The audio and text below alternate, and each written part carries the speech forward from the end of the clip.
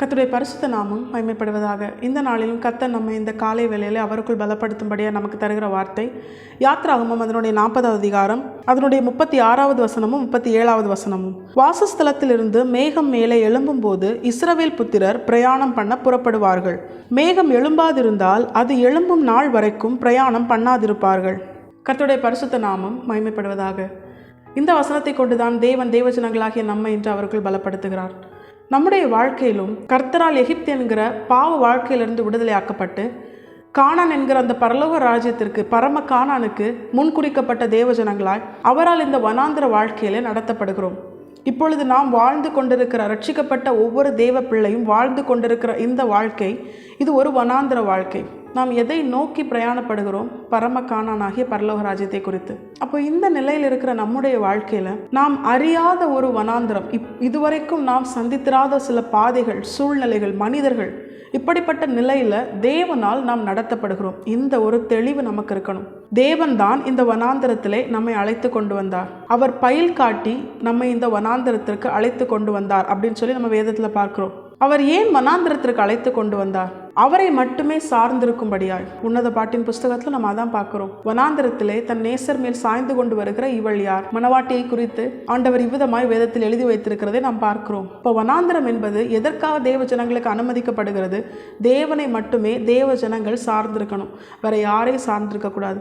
நம்முடைய ஐஸ்வர்யத்தையோ இல்லை நம்முடைய சொந்தக்காரங்களையோ பெற்றோரையோ யாரையும் ஒரு தேவனால் தெரிந்து கொள்ளப்பட்டு தேவனால் எகிப்து என்கிற பாவ வாழ்க்கையிலிருந்து விடுதலையாக்கப்பட்டு பரலோக ராஜ்யத்திற்கென முன்குறிக்கப்பட்டு வனாந்திர வாழ்க்கையில கர்த்தரால் நடத்தப்படுகிற ஒரு தேவ பிள்ளை கர்த்தரை மட்டுமே சார்ந்திருக்கணும். இதுதான் கர்த்தருடைய விருப்பம். அப்படிப்பட்ட தேவ ஜனங்களாகிய நம்மிடத்தில் தேவன் எதிர்பார்க்கும் காரியம்தான் இது. இஸ்ரவேல் ஜனங்களை வனாந்திரத்திலே நடத்தும் பொழுது கர்த்தர் அவர்களுக்கு முன்பதாக அவர்கள் கண்களுக்கு பிரத்யட்சமாய் பகலிலே மேக ஸ்தம்பத்திலும் இரவிலே அக்னி ஸ்தம்பத்திலும் அவர் அவர்களுக்கு முன் சென்றார். ஆசரிப்பு கூடாரத்திலிருந்து மேகம் எழும்பும் பொழுது அவர்கள் பிரயாணம் புறப்படுவார்கள். ஆசரிப்பு கூடாரத்திலிருந்து மேகம் எழும்பாதிருந்தால் அவர்கள் பிரயாணம் செய்ய மாட்டார்கள். அந்த இடத்துல அவங்க என்ன பண்ணிடுவாங்க? பாளையம் இறங்கிடுவாங்க. அந்த இடத்துல கூடாரம் போட்டு அவங்க வாசம் பண்ணுவாங்க. எத்தனை நாட்கள் அந்த மேகம் எழும்பாதிருக்கிறதோ அத்தனை நாட்களும் அவங்க அந்த இடத்துல தான் இருப்பாங்க. எப்பொழுது மேகம் எழும்புகிறதோ அப்பொழுது அவங்க என்ன பண்ணுவாங்க? உடனே அவங்க கூடாரத்தெல்லாம் எடுத்துட்டு அவங்க என்ன பண்ணுவாங்க? பிரயாணம் புறப்பட்டுருவாங்க. அந்த மேகம் தங்களை எந்த வழியில் நடத்துகிறதோ அந்த வழியில் அவங்க நடந்து செல்வாங்க. அது பகலாக இருந்தாலும் சரிதான், இரவாக இருந்தாலும் சரிதான். மேகம் எழும்பினால் பிரயாணம் புறப்படுவார்கள். மேகம் எழும்பாதிருந்தால், அது எத்தனை நாட்கள் எழும்பாமல் இருந்தாலும் அத்தனை நாட்களும் அவர்கள் பிரயாணம் பண்ணாமல் அவர்கள் காத்திருப்பார்கள், அந்த இடத்துல தங்கியிருப்பாங்க. இது எதை உணர்த்துகிறது? வனாந்திர வாழ்க்கை என்பது கர்த்தரை சார்ந்திருக்க வேண்டிய பாதை மட்டுமல்ல, கர்த்தர் நம்முடைய வழியை தீர்மானிக்க நாம் நம்மை முழுமையை அர்ப்பணிக்க வேண்டிய ஒரு பாதை. நம்முடைய வாழ்க்கையிலும் நமக்கு முன்பாக இருக்கிற எந்த காரியத்தையும் நமக்கு தெரியாது.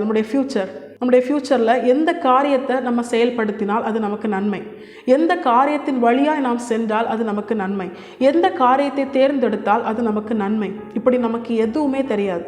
வேணும்னா இப்போ உள்ள தற்காலிக நிலையை பார்த்து இது நன்மையாக இருக்கும், இது நான் இப்படி பண்ணால் நம்ம ஃப்யூச்சர் நல்லா இருக்கும் அப்படின்னு சொல்லி நாமும் நம்மை சுற்றி இருக்கிறவங்களும் சில கால்குலேஷன் போடலாம்.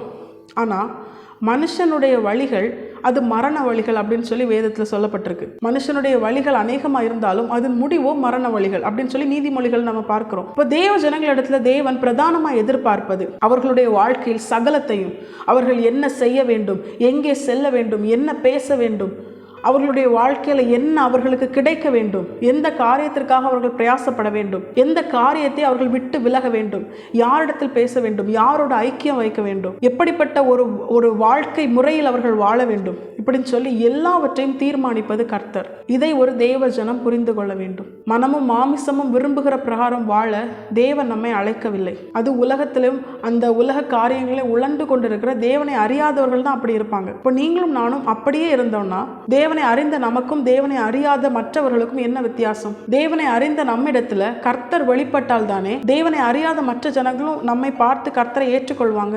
நாமும் உலகத்தார் போலவே நம்முடைய சகல கிரியைகளிலும் நாம் உலகத்தாரை போலவே அவர்களை காட்டிலும் மோசமாய் நடந்து கொண்டோமே ஆனால் எப்படி நம்மை பார்த்து மற்ற தேவனை அறியாத ஜனங்கள் ரட்சிக்கப்படுவாங்க? கர்த்தர் தேவ ஜனங்களாகிய நம்மிடத்துல இன்று ஒரு காரியத்தை எச்சரித்து உணர்த்துகிறார். உன்னுடைய வாழ்க்கையில் சகலவற்றையும் நான் தீர்மானிக்கும்படியாய் நீ உன்னை ஒப்புக்கொடு அப்படின்னு ஆண்டவர் சொல்றார். வனாந்திரத்தில் தான் நடத்தப்படுகிறோம். எல்லாரையும் ஆண்டவர் கானான்ல கொண்டு சேர்த்தாரான்னு கேட்டா நிச்சயமா இல்லை.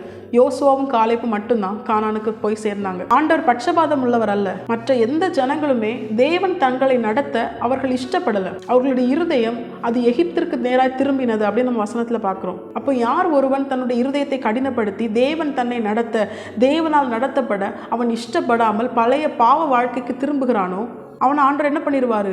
அவனை நிச்சயமா தன்னுடைய இருதய கடினத்திற்கு விட்டுருவாரு. அது மாத்திரமல்ல, அவனால் அந்த பரலோக ராஜ்யத்தை சுதந்திரிக்க முடியாது. அவர்கள் கானான் தேசத்திற்குள் பிரவேசிக்கவில்லை.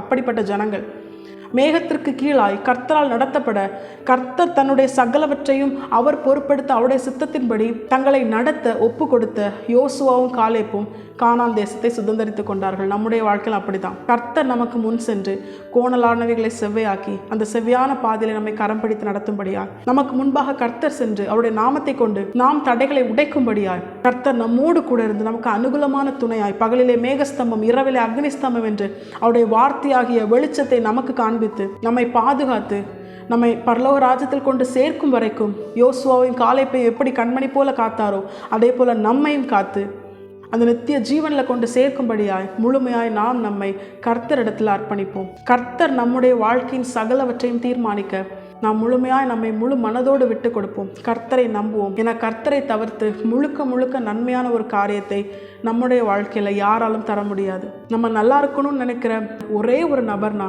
அது கர்த்தர் மட்டும்தான். நம்மை நேசிக்கிறவர்கள் நம்மை சுற்றி இருந்தாலும் அவர்களால் எது நமக்கு நன்மை என்று முழுமையாய் தீர்மானிக்க முடியாது. அவங்களும் மனுஷங்க தானே. அவங்க டிசைட் பண்ணுற காரியம் இப்பொழுது தற்காலிகமாக வேணால் அது நன்மை மாதிரி தெரியலாம். ஆனால் அது ஃப்யூச்சரில் எப்படி மாறும் நமக்கு தெரியாது.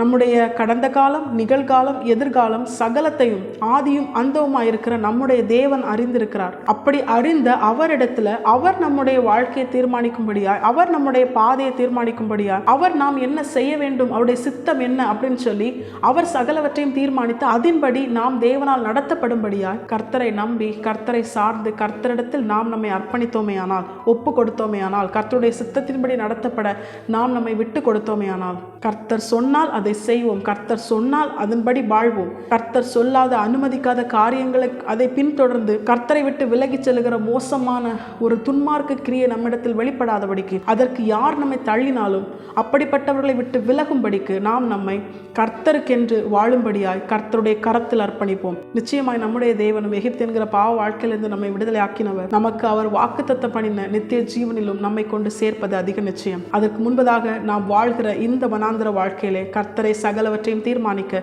நமக்கு முன்பதாக மேகஸ்தம்பமாகவும் அக்னி ஸ்தம்பமாகவும் அவர் நம்மை வழிநடத்தி அவருடைய சித்தத்தின்படி நாம் நம்முடைய வாழ்க்கையில சகலவற்றையும் செயல்படுத்த முழுமையா யோசுவாவை போல காலேப்பை போல நாம் நம்மை கர்த்தருடைய கரத்தில் விட்டு கொடுப்போம். கர்த்தர் தாமே நம்முடைய வாழ்க்கையில சகலவற்றையும் அவருடைய சித்தத்தின்படி நடத்த நாம் நம்மை முழுமையாய் அர்ப்பணிப்போம். கர்த்தருடைய பரிசுத்த நாமம் மட்டுமே மகிமைப்படுவதாக. கர்த்தர் தாமே இதை கேட்ட நம் அனைவரையும் ஆசீர்வதித்து அவருடைய சித்தத்தின்படியே நமக்கு முன்பதாக மேகஸ்தம்பமாக அக்னிஸ்தம்பமாகவும் அவர் எழுந்தருளி நம்மை வழி நடத்துவாராக. கர்த்தருடைய பரிசுத்த நாமம் மட்டுமே மகிமைப்படுவதாக. மாரநாதா, இயேசு வருகிறார். ஆயத்தமாகவும் பிறரை ஆயத்தப்படுத்துவோம். ஆமென்.